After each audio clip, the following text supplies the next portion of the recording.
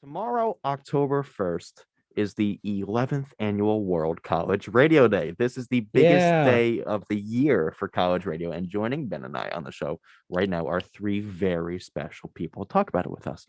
We are joined by the president of World College Radio Day, Eva Gustavfsson, the president of College Radio Day, Anabella Poland, and the founder of College Radio Day and co-founder of World College Radio Day, multi-title Rob Quicke. Welcome to the show, everybody. Before we go into the specifics, can you tell us the basics about what World College Radio Day and the College Radio Foundation is? I can start maybe. Works World for me. College Radio Day is a project that was started by Rob, and he wanted to unite student radio globally, worldwide. It started first in the US, where you had a national first World College Radio Day, and then it span over to be global. And the purpose is to just highlight that student radio is doing so many great things throughout, every day of the year, and we don't get enough credit for it. So we just invented this day to make sure that the world will know what we are doing. So that's the purpose of it, to show that we are doing such great work all the time, but we show it specifically on this special day. That's great. And what does College Radio Foundation do? What do they do for the stations themselves? Because I read that they do funding for ones that may not be able to. What does that look like? That is something that Anabella, our US president, can answer better. Go ahead, Anabella. Hi, I was texting Rob on my phone because I don't have my laptop here today. So hello, everybody. Good morning. Go ahead, Kenny, ask me again. Man, you asked me to get in touch with Rob. I'm sorry. Like, I can only be trying to not put my hand on the camera while I'm typing. You'd instantly go straight to defending yourself. I do. I was like, it hasn't been a good morning so far. So go ahead. Hopefully that's Don't not a fire me. prelude to Yeah, World Miss College Radio Poland, Professor Poland's about to throw hands with us before we haven't even asked her one question. Don't Go ahead. No, Kenny, go ahead. fire Ask me me again. I'm sorry. No, he's texting me, and I said to him on the text, I have no way of chatting with you guys. So anyway, I just texted Rob, so he hopefully will be joining in the next few minutes. What was your question, Kenny? What does the College Radio Foundation do specifically? Because it's not just Oh a my day goodness. of Okay, radio. thank you. I can What do you do answer for that. stations? Yes, please. Yeah, of course. So the College Radio Foundation was founded in a year when a lot of college stations here in America were being closed, sold off, exchanged for money by the universities, and basically public radio sort of began to overtake campus university radio stations because they felt like, they had the internship there, right? Like it was a studio was already set up. And it was kind of scary. It was happening at a very fast rate. And so this idea came out of that happening because everybody who was in college radio was like, this is a great opportunity. And me coming from a university that is private and has a public radio, but has really very little student involvement, I was able to understand the concept of that very soon when I came into academia in 2015. So they raised funds in a couple of events that they do a year, one of them being College Radio Day, World College Radio Day, and the other one is Vinyl-thon. And so they have these supporters that put money in, and they get the stations that need help, a little bit of help with funds. There he is. Okay, so but that started in 2011, and in 2012 the world heard this message, this call, this call to unity, and they reached out to Rob, and they wanted to partake, and he was obviously very happy to welcome them, and the rest is history. But it is about raising the awareness of what students do in radio, and also to raise funds to help those that need it. For not being ready to answer that, what a good answer. I gotta give you credit for that, Professor. What Well, a thank you. It's know- like it's there's not a good deed that goes unpunished, as they say. It was like Yes. I said, yeah, I'll be there, and then I show up and I'm like, oh no, I don't have my laptop because I had to go to New York City last night, and I texted Kenny. I was like, I cannot do chats and be on camera, and my phone doesn't do the come into the Zoom without the camera on, which my computer does. So that's always fun. Thank you, Ben. As Professor Poland did get to see a Broadway show yesterday. Super jealous. What was it? 6 or something? Was it? Yeah, I went to see Six, which was super fun. At the end, people were dancing. It was packed, you guys. I'm not gonna lie. I felt very safe going in because there was a lot of people that were there checking everyone's vaccination, IDs, asking a lot of questions, very nicely though, very nicely. And then they were like, "Welcome back to Broadway," and like you should have tear. The last time I was on a Broadway show was February 28th, 2020, before yesterday. And so it was great. And as Anabella was saying her answer, we're joined by the man, the myth, the legend, Rob Quicke. We're glad to see you here so early in the morning. We actually want to thank all three of you for being here so early in the morning, but Rob coming in. It's not early in the morning for Eva. Yeah. No, he was here in this he was having afternoon. afternoon tea, probably, right? Yeah, absolutely.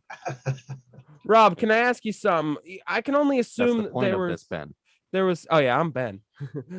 What up? I can only assume that there was some sort of light bulb moment where you realized we should all come together and celebrate College Radio Day. What was that moment for you? Well, it does go back to like the end of 2010 when I was watching, actually, ironically, that the movie The Social Network about the founding of Facebook. And if there was an idea, I thought, what if something could go viral for college radio? And so I woke up the next morning and I thought, College Radio Day, there needs to be a day for college radio. But I thought, well, surely someone's done that. But I looked into it and they hadn't. And for that first year, 2011, we only had like 3 or 4 months to do it for that October. And because I waited 7 months to sort of mull it over before launching it in the summer. But we thought if we could get 50 stations, 50 stations to participate in College Radio Day, that first one, that would be really good. And when we launched it, within like 3 months or 4 months, or whatever it was, we actually ended up getting 360 stations. And that was the indication in my mind that it sort of resonated with stations that people like really wanted to come together, because college radio stations, I mean, we will do our thing, right? Each college station sort of sometimes can feel like it's on its own, toiling away, doing its stuff, good stuff, programs and activities and stuff. But we are kind of on our own, and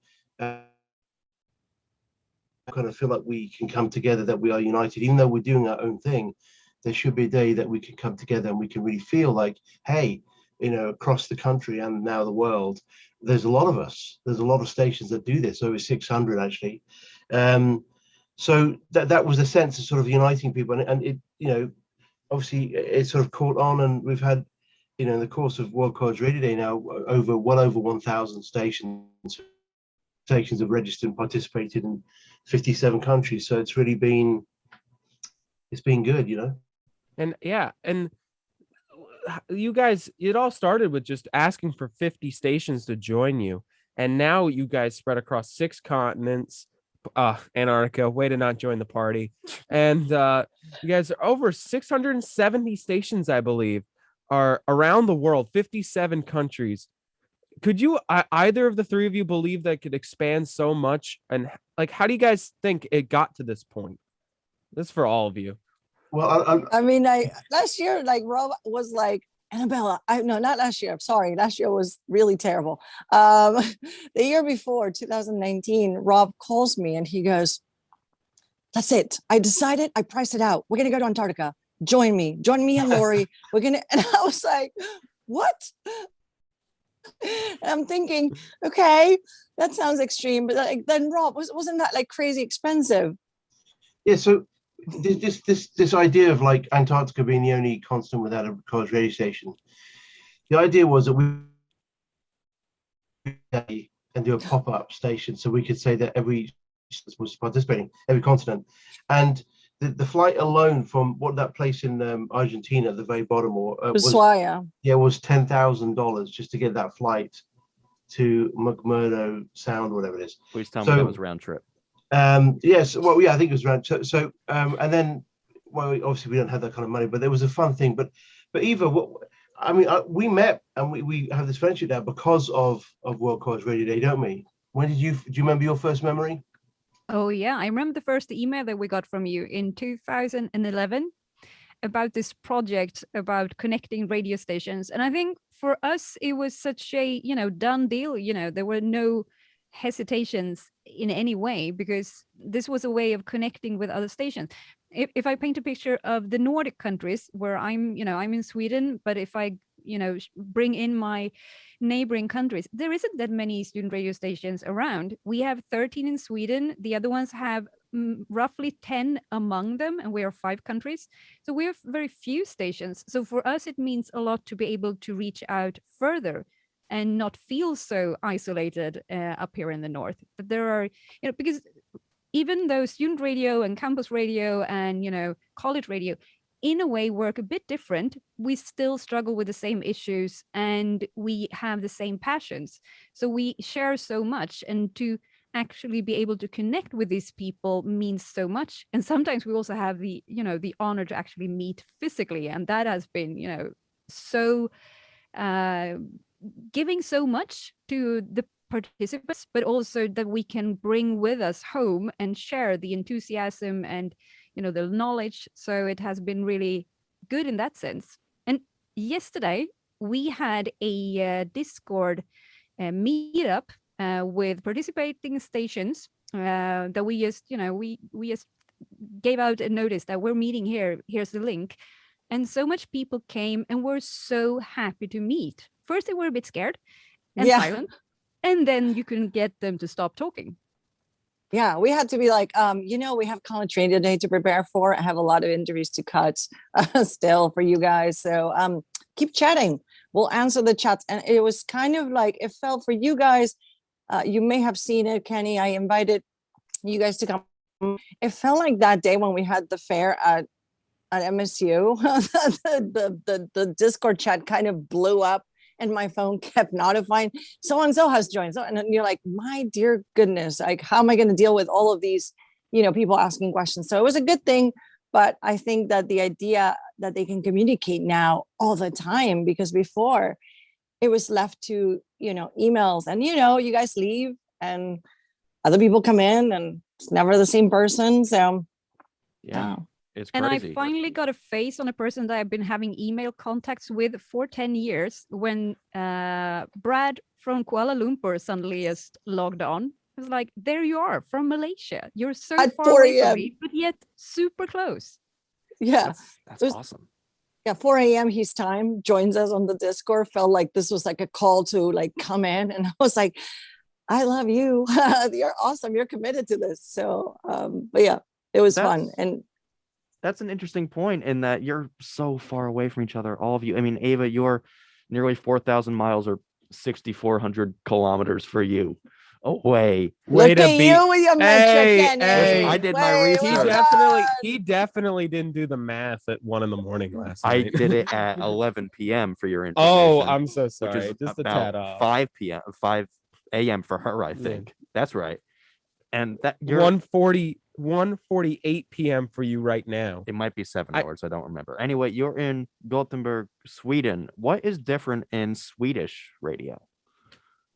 Well, I see a difference because when I meet Anabella and Rob, you are teachers. If I might simplify it when I say that you're teachers, but you are working at the universities.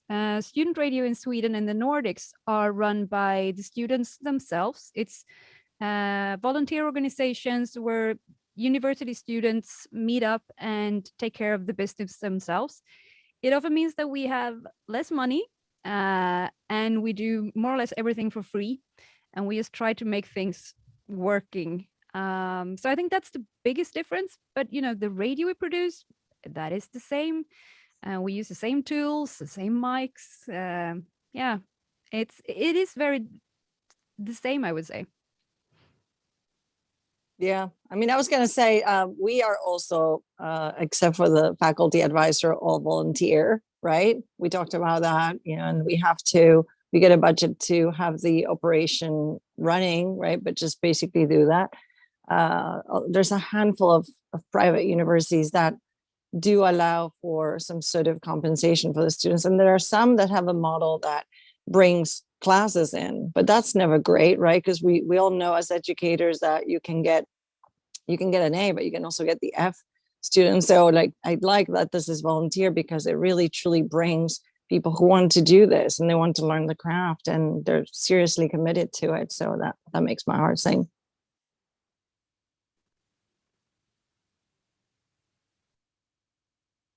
We don't hear you because the Zoom is off, Kenny. Kenneth, Ben. turn me on. You. All right, can you hear me? Jeez, Yeah. Kenneth, unbelievable. So, geez. Anyway, so we see you guys are all working so hard, but I'm sorry. I'm sorry, Rob and Eva. I actually can't physically see what you guys are doing. But I've walked by Anabella's office numerous times, and I see her writing press releases, editing audio, sending emails, and the list goes on and on. Getting Panera, yelling at me, it's all these things. But something that has stuck out to us is your track record of booking guests and finding ambassadors for College Radio Day, because like people that we once thought we'd never be able to see, we're now like seeing. How important is it for you guys to get these household names to help us celebrate college radio? It is super important, but I think it's also important to know that they are also keen to help us out because they has also started out somewhere. A lot of musicians and are very thankful to student radio because we started playing their music back in the days when they weren't this superstar. So they often help us out, to pay back what they have gotten from us. But of course, I mean, it is also something that draws a crowd. For us to make the big buzz of World College Radio Day, we need something that, draws the attention of the person who might not be in our bubble, who are outside the sphere, but who can be interested in. It can be, a future student for a student radio station, but it could also be, your dad who's like, oh, okay, so that's what my kid is doing, so that you actually get the attention of people. Yeah, and what does it mean for the students, Anabella, that they're interviewing Weird Al Yankovic and last year's Bret Michaels? What does it mean for them?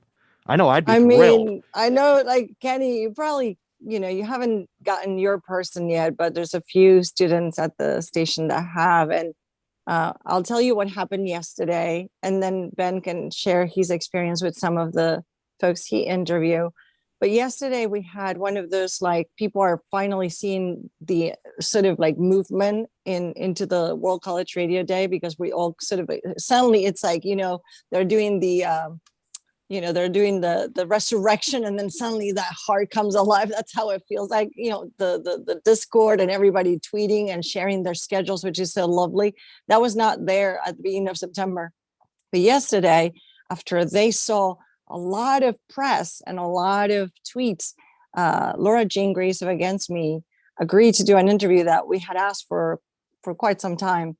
And that was Tara Cicchetti's, like, one person that wanted to interview since, like, I met Tara in 2015, and it happened. And Tara comes in, she goes into the studio, does the interview like a champion, like gets through it, right? Even though this is like the biggest person that she ever wanted to talk to, and then comes out and like just like, I need to hug you. This is, and so it was like, and it's the emotion of like, and like gives me this bear hug of like, that was the greatest moment of my life, right? So that's what it meant for Tara. But Ben, you talked to Bret Michaels and you talked to Neil Sean. Wow, you really just went, and then you talked to like, these people, like of Journey, right? Like these are big deal folks. And Bret was last year's ambassador. What is that experience? I mean, I know you want to talk to Luke Combs, so that moment hasn't happened. So Luke Combs, if you're watching this broadcast, I need you right now. I have like what left with you, Ben? Like a year and a half. You have a year. To happen. You have 1 year, but yeah. So I need that country singer. But Paul McCartney is mine. But yeah, good luck. Yeah. But no, it is such a privilege to be able to, like, we say this stuff as jokes, but it is such a privilege for us to be able to do something like this. Like, you get to go home and tell my mom that her college crush I'll be interviewing, which I don't understand why. But and then her college crush called her while she was in college a hot lady, and that made me mad. But whatever. That's Brett Michaels. Yeah. How would you feel if like $1 million celebrity artist just called your mom hot? Like, I don't care who you are. Like, my mom is off limits. So, like, But you should honor your mom that she gets that credit. She is probably a hot mom. Let her be that. She hey, wants to be step that as back, well. step back. Keep it down over there. I know you're all the way in Sweden, but no, I'm joking. I'm joking. 6,400 kilometers away. Yeah, that's an easy jog. Anyway, but yeah, of course I do think that's really cool that he said that, but it's my mom, so like I don't care if you're as rich as Jeff Bezos. Like, if you call my mom hot, like, you better call her beautiful. Like, you Or gotta say the Elon right Musk, words. because You we know have what I'm a story saying? later Like, about that. but yeah, More respectful. all Yeah, jokes I get aside, it is such a privilege, and of course we are so lucky to be able to do this. And I have yet to, like, they're all really nice people, and of course, like, you never think you'd be able to do something like this, and yeah, they're all awesome, and it's all such a privilege. And Yeah, and it's something that none of us are getting sleep at the station. We have people staying up till 4 a.m. Anabella can attest this all. She's 'cause not we're getting any built sleep. different. And I imagine that the same goes for you, Ava and Rob. What makes you keep pushing and working on this, even when it just seems so exhausting at times? I think it's I think it's such an amazing experience because it can, newer students have had this experience and then they've gone on to work in the industry or whatever industry job, but they look back and it's a huge memory for them. It's transformative. So it's a big day. It's a lot of work that goes into just one day. And someone told me that, like, did you know College Radio Day is in the same week as World Pharmacists Day? I said, I didn't know that. But, there's all these days, right? But our day, College Radio Day, is important because the students who work on it, it can be such an important memory, even though it's just one day. That feeling of working in a team, the experience of doing this event, that can change their life in a way, and they can hold on to those memories for the rest of their lives. I've got new students who've obviously gone on and graduated and gone on to work in jobs and stuff, and they look back and they say, College Radio Day was one of their highlights, was an incredible thing. So that's what makes it all worthwhile, knowing that. So many things we're seeing across the country and around the world. So many different things are going on. They're starting tonight, concerts and stuff and things, activities. So it's really just sort of knowing that it's a huge celebration and everyone's getting involved in celebrating it. And frankly, we could do with that. We could do with some good times after what we've been through.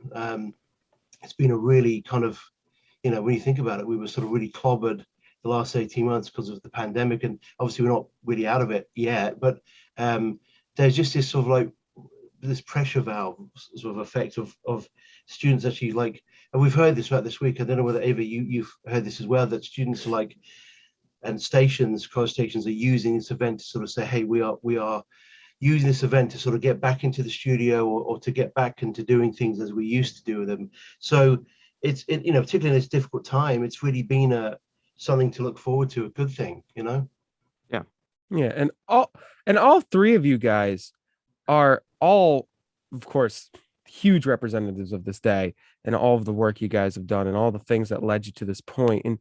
But the funny thing is I believe I'm not one for context clues, but based on all of your accents, none of you bleed red, white, and blue. So, but I'm not one for context clues. But yeah. So, being that you guys are all from different countries, and what do you guys got to say about the unity of World College Radio Day? Because everyone's from different areas. You guys are, and if you guys went all back to your home countries, it's thousands of kilometers away and miles, and you guys have all this distance between you. What do you guys got to say about the unity that brings kind of like a little bit of the world together a little bit? What do you guys say about the unity? I think it's actually culturally how we grew up. our societies tend to be a little bit more less individualistic, right? And as a whole, we put as a collective. And so maybe that's what needed to happen. Maybe you needed 3 foreigners, right? Working World College Radio Day, because we understand the working as a collective has more power than being an individual, unless of course you're Jeff Bezos, right? But I don't know that existed here, and Rob can maybe speak to that a bit. There are several organizations in the US that gather up the student media, and it almost feels like a competitive edge, whereas we don't want to compete with anybody, we just want to collaborate. And we think that is the way of the future. Like, we cannot all be doing individualistic resources with scarce resources. Why don't we pull it together and sound better, do better? And it really feels so much better than just be like, I am the best, I'm going to have the best station, right? Like, it's just about working with people. It feels really nice. What do you guys think? I'm not gonna lie, that's how I wake up in the morning, is saying I'm the best. No, I'm joking. But it's also the fact that we are from various countries and that we have origins from not just the US. It makes, it helps the team that we speak different languages. We can scout different markets, and we can actually communicate with more than just the English speaking world.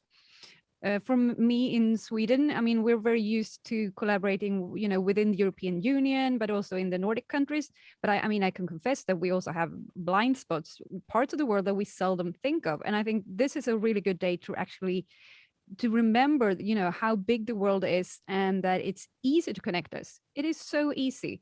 So we should try and do that, and we should learn from each other. The World College Radio Day Marathon that starts Swedish time midnight. It will be afternoon for you, but it goes from New Zealand to Costa Rica. It goes all the way around the world, and there's stations that are from countries that sometimes don't get that much news coverage. So I think it's really good that you get the possibility to actually be part of this and get your voice heard.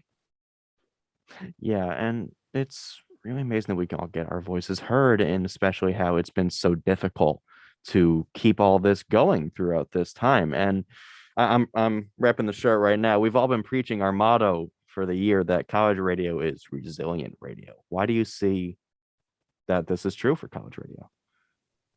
We are still here. It could be so easy for us I to just, love That was that. the most motivating sentence that could have been like, oh, yeah, I mean, it would be so easy to just give up. It's like, okay, we can't do this. We're constantly struggling. Producing student radio, college radio is never easy. It's always problem, with funding, with people, with, having a place to be. It could be anything, but now it's been harder than ever. But we just continue on this. This has been our focus to make sure that we stay here. It doesn't matter if we're streaming on Instagram or if we're doing FM broadcasting, we find a way. Yeah, that's it. That's exactly what Eva was saying. Because when we were in New York at a conference when the world started to shut down, and we were like, oh no, like, what are we going to do? We don't know if we can be home. We have to figure out a way. And we said, we're going to go live on Facebook. It doesn't matter. We're going to keep doing what we're doing. If we don't find a way to connect, which we did, to the station, we're going to continue to do this, because there is value on learning to do radio and being adaptable. Yeah, and I want to ask you, this is my favorite questions, our last question as well. Where do you think you all would be if you hadn't got involved with college radio at all in your life? Because I know here at 90.3 WMSC Upper Montclair, I'd be very different. Wow. I would have Okay. been smooth. Thank you. Thank you. Smooth, dude. So how do you think you'd be affected if you hadn't been part of college radio?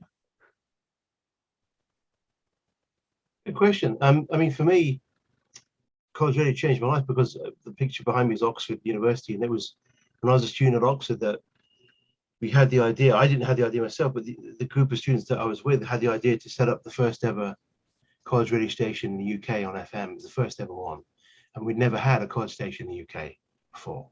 So we decided to try and do it, and everyone said, you can't do it, there's no way it's going to happen.